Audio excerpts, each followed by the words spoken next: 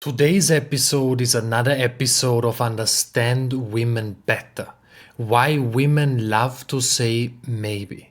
This leads us into a deeper conversation around communication between men and women and how to make sure that communication creates deeper intimacy and connection rather than disconnect.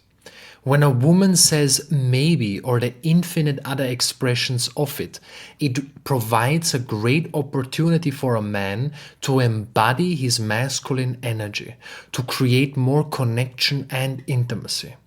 Often men are not aware of this opportunity, and women are often also not aware of their silent yearning that comes with saying maybe, and why they feel disconnection and a lack of safety if the masculine doesn't respond in a specific way to it. This topic might be triggering to some. Please stay with me. There are nuances to this and important distinctions. The more feminine a woman's core energy is, the more she will say things such as maybe and infinite expressions of it in conversation with a man. Maybe we should do this. Maybe we should do that. Maybe I should do this. Maybe I should get this dress. You name it, and the infinite other versions of it. This can make men restless. Why is she not clearly expressing her needs and what she wants? Can this not be simpler? This is because it is a very masculine style of communication to say, this is what I need, this is what I want, and this is what I'm going to get or do. It is simply part of a feminine style of communication to express these things in a perhaps more vague and somewhat poetic and abstract way. And this is actually good, because this is actually what causes attraction, because difference is what causes attraction and polarity. If a man would feel that a woman has the exact same style of communication as he does, he would not feel deep attraction. And vice versa. If you as a woman with a feminine core notice that the man you're with is expressing himself in a very vague and abstract way, without clarity, without direction, without purpose, without decisiveness, then that's going to lead to a lack of attraction, a loss of polarity. And of course, this does not apply to commitment, to fundamentals in a relationship. If you as a woman, or if a woman as a man listening, if a woman says to you, maybe I want to be in a relationship with you, this has nothing to do with the deeper topic we're going into here in just a second, because that is just simply an unconscious way of relating. That would be immature. Right? I'm referring to in a relationship, or as you're dating, and this comes up in conversation about small things, not about fundamental things, about commitment in a relationship or anything like that. Let's use a practical example here.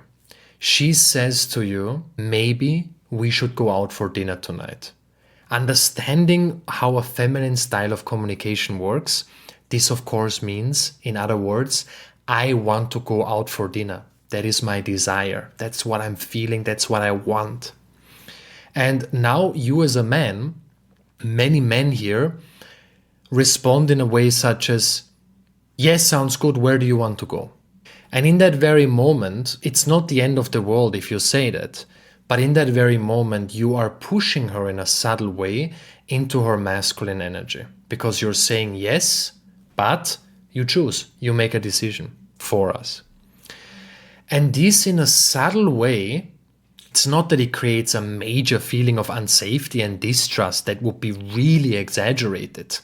This is something small, but at a deeper, subtle level, it doesn't allow her to be fully in her feminine around you if you constantly do that. And that might be a pattern, and that is a pattern for many men that they have to be very aware of.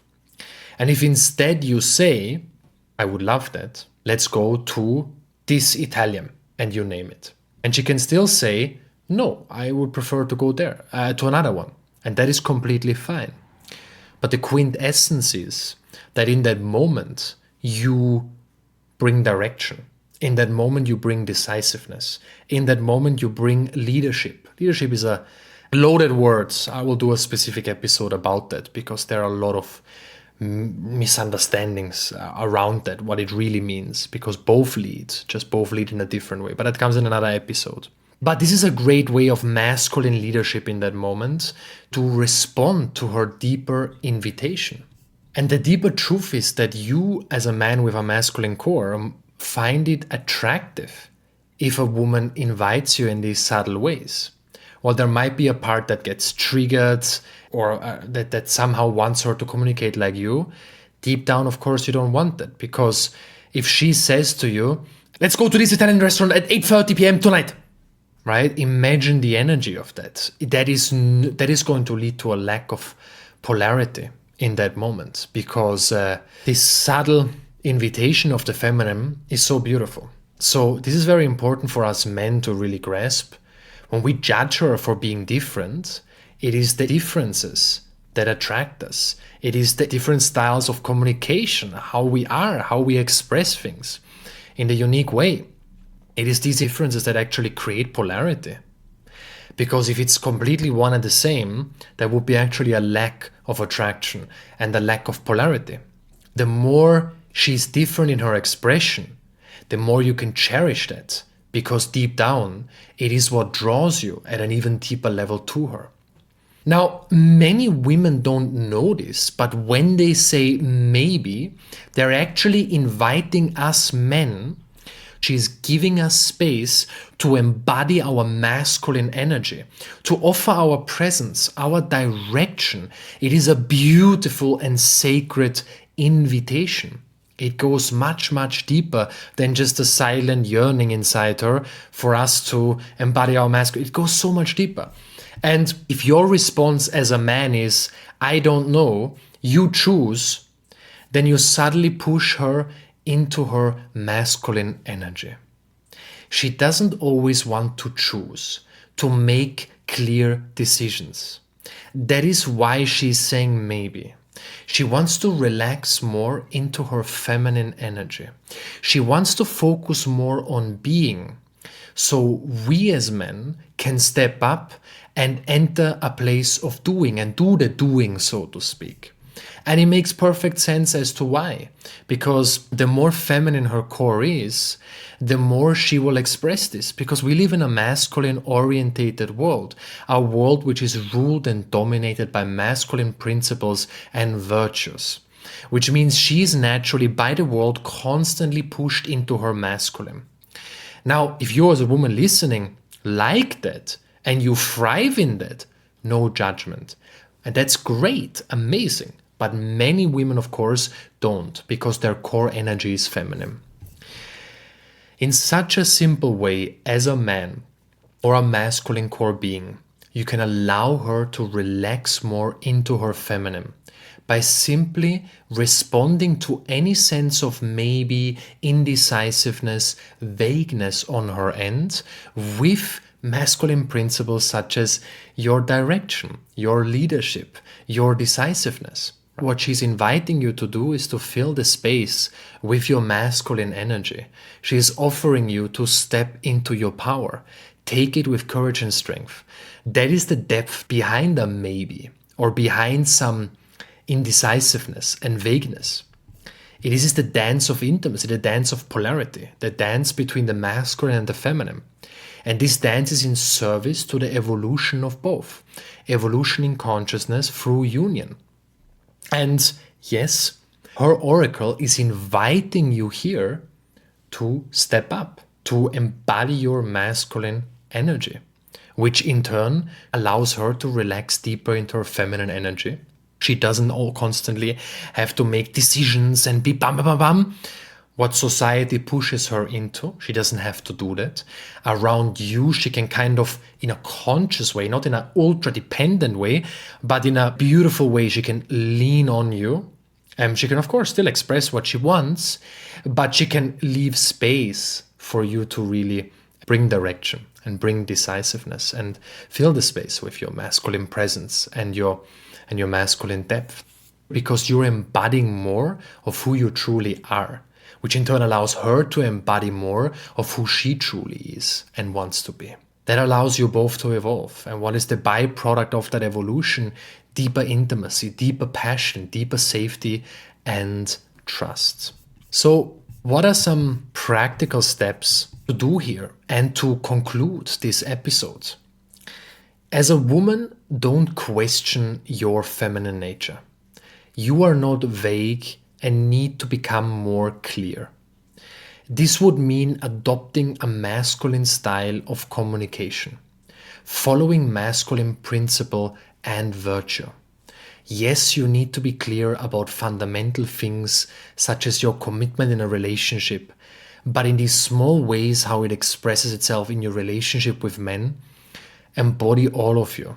And if certain expressions are vague, then it's not because you don't know what you want or you're naive or anything like that. It's because deep down your oracle is inviting the masculine to embody his masculine energy, which of course is what you want, what you desire, what you're attracted to, and also what he wants, what both of you want. And as a man, be more present when you listen to her. Watch out for the maybes, for the vagueness, for the indecisiveness. And take that as a deeper opportunity and invitation, subtle invitation, to embody your masculine presence and your direction and to bring your clarity.